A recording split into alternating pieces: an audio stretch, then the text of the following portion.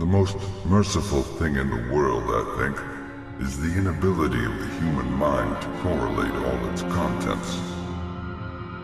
We live on a placid island of ignorance in the midst of black seas of infinity, and it was not meant that we should voyage far.